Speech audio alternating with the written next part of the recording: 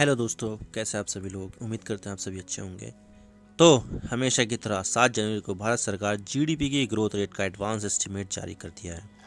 आपको तो पता ही होगा कि भारत का फाइनेंशियल ईयर 1 अप्रैल से शुरू होकर 31 मार्च को खत्म होता है और 31 दिसंबर 2021 को 2021-22 के फाइनेंशियल ईयर के 3 क्वार्टर पूरे हो चुके हैं। यानी अभी 4 क्वार्टर नहीं हुए हैं, सिर्फ 3 ही हुए हैं। लेकिन भारत सरकार ने जीडीपी का एडवांस एस्टीमेट जारी कर दिया है, जिसमें भारत ने बेहद ही बेहतरीन ग्रोथ दिखाई है और ऐसा लग रहा है कि भारत इकोनॉमी में बहुत तेज़ी से ग्रो करेगा।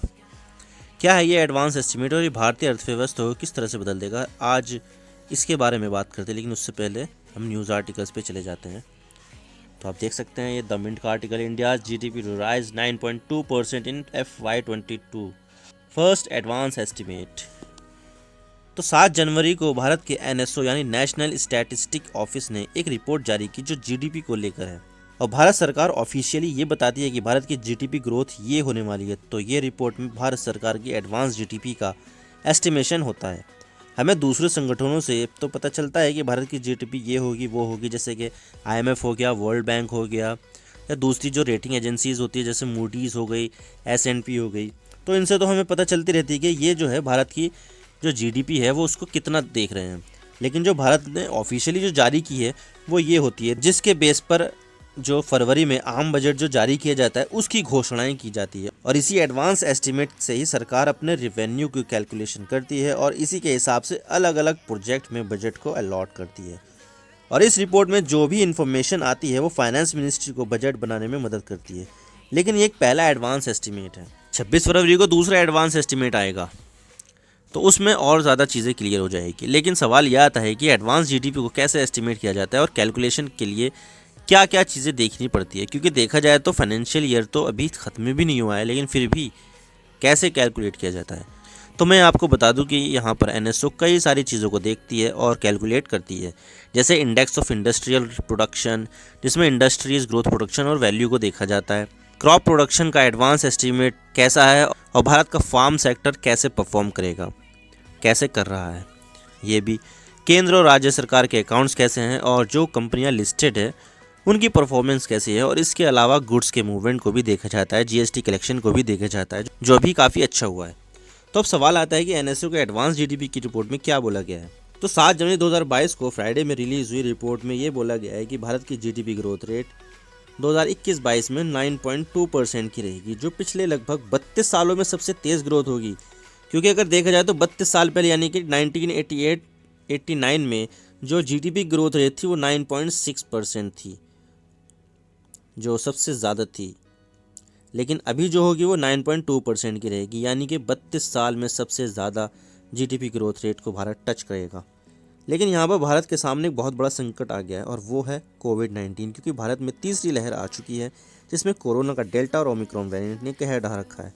तो जो जीडीपी ग्रोथ एस्टीमेट आया है वो थोड़ा बिगड़ सकता है और अभी भी भारत की स्थिति कोविड से पहले वाली नहीं बनी है। तो ये सवाल आता है कि जीडीपी का आंकड़े क्या कहते हैं। आप देख सकते हैं, releasing the first advance estimate of national income for 2021 and 22, the NSO stated the growth in real GDP during 2021-22 is estimated 9.2% as compared to the contraction of 7.3% in 2021। लेकिन ये जो ग्रोथ रेट आई है वो real GDP का है, यानी ये pure GDP है, इसमें इन्फ्लेशन इंक्लूड नहीं है। अगर इसमें इन्फ्लेशन को भी इंक्लूड कर दे तो ये नॉमिनल जीडीपी बन जाएगी और इसकी ग्रोथ रेट अलग होती है। और नॉमिनल जीडीपी की अगर ग्रोथ रेट देखें तो ये 17.6% है और ये बन जाती है 3.1 ट्रिलियन। लेकिन ये मैं आपको बता दूं कि 2021 में वर्ल्ड बैंक ने ये एस्टीमेट लगाया था कि 2019 में भारत की जीडीपी 2.9 ट्रिलियन है, लेकिन 2020 में कोविड की वजह से भारत की जीडीपी माइनस में चली गई और ये 2.7 ट्रिलियन हो गई। और अब हम एस्टीमेट के हिसाब से भारत 3 ट्रिलियन से ज़्यादा की जीडीपी बना लेगा और दुनिया की बड़ी इकोनॉमी में ये ग्रोथ रेट सबसे ज़्यादा है। और अगर मैं पर कैपिटा जीडीपी की बात करूँ तो 16.4% की ग्रोथ के साथ 1,68,000 हो गई है, जो पहले 1,46,000 थी। और इसको कैसे कैलकुलेट करते हैं, जो जीडीपी होती है उसको टोटल पॉपुलेशन से डिवाइड करके, और वो बन जाता है पर कैपिटा जीडीपी। लेकिन मैं आपको बता दूं कि अगर कोरोना की तीसरी लहर ने ज़्यादा कहर ढाया और सिचुएशन आउट ऑफ कंट्रोल होती है तो आंकड़ों में फ़र्क आ सकता है, क्योंकि भारत में तीसरी लहर तो आ चुकी है। आप देख सकते हो, तो Omicron variant spread will impact the January March quarter GDP by 0.40% and shave off 0.10% from the financial year 2022 growth, as many states resort to restriction to limit infection.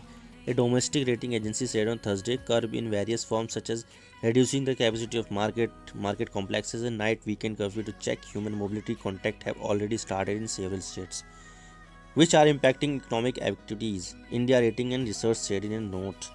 यानी कि जो बोला गया है कि अगर ओमिक्रॉन वेरिएंट से इम्पैक्ट होगा जनवरी और मार्च के क्वार्टर में तो वो 0.4% तक हो जाएगा, यानी कि ये 8% से नीचे हो जाएगी। अभी तो ये एस्टिमेटेड है 9.2%, लेकिन ये जब फाइनेंशियल ईयर एंड होगा तो उसके बाद जो आंकड़े आएंगे वो रियल जीडीपी के होंगे। और इसमें बताया गया है कि अगर कोरोना वेरिएंट की वजह से अगर कुछ होता है, जैसे कि उसमें मार्केट क्लोज़ हो रही है, मार्केट कॉम्प्लेक्स क्लोज़ हो रहा है, वीकेंड और नाइट कर्फ्यू लग रहा है, और जो मूवमेंट है ह्यूमन का मूवमेंट है उसको थोड़ा सा कंट्रोल किया जा रहा है, तो इससे इकोनॉमिक एक्टिविटी इफ़ेक्ट होती है और ये हमें जीडीपी में पता चल जाएगा। तो कंक्लूजन पर आते हैं। तो जीडीपी ग्रोथ रेट एक बहुत अच्छी बात है ये, और आने वाले समय में मुझे लगता है कि भारत जापान को भी पीछे छोड़ देगा और एशिया की दूसरी सबसे बड़ी इकोनॉमी बन जाएगा चाइना के बाद, जो बहुत ही अच्छी बात है। और ये हमारी ग्रोथ को दर्शाते भी हैं, लेकिन ये ग्राउंड पर भी दिखाई देनी चाहिए, जो सबसे बेहतर बात होगी अगर ग्राउंड पर दिखाई दे, लोगों के पास पैसा आए, लोग एक बेहतर ज़िंदगी जिएँ, तो ये होती है असली जीडीपी ग्रोथ। तो ये है अंत इस वीडियो का। उम्मीद करता हूँ आपको वीडियो पसंद आई होगी। वीडियो को लाइक कीजिए, शेयर कीजिए, चैनल पर अगर नए हो तो चैनल को जरूर सब्सक्राइब कीजिए और बेल आइकन को दबा दीजिए। मैं आपसे मिलता हूँ नेक्स्ट वीडियो में। Thank you for watching. I really appreciate your precious time. God bless you all. Now signing off.